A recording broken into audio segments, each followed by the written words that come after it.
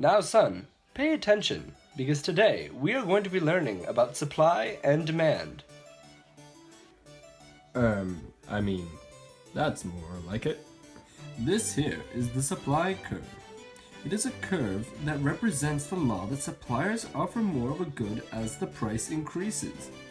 This curve can be manipulated through a change in price, which changes the point along the original curve here, or through a change in the entire curve shown here.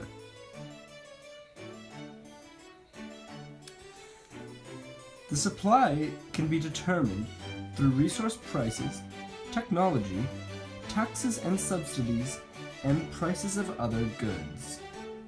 Changes in the curve or in the points on the curve change the quantity supplied, either decreasing or increasing it. Now, son, don't get all confuddled and hibbity-jibby jumbled, because this is a demand curve, different from a supply curve. This curve represents the law that people buy more of a product as its price falls. This curve can be manipulated by a price change through points along the curve shown here, just like in the last one. It also can be manipulated through changes in the entire curve.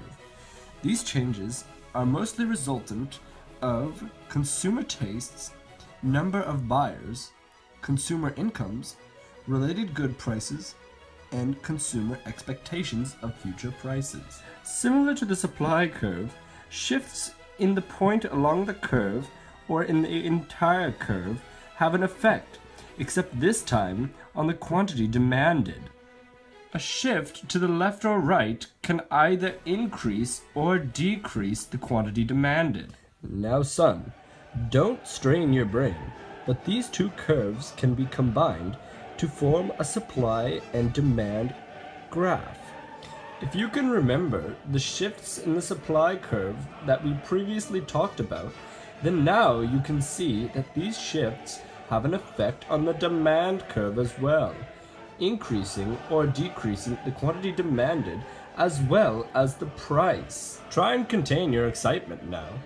But similarly, shifts in the demand curve will also affect the quantity supplied as well as the price, similar to the change in the supply curve that we previously looked at. Now that you know about supply and demand, go and play stickball or whatever it is you young kids are doing these days. Personally, I like to listen to the joyous choruses from my teenage years.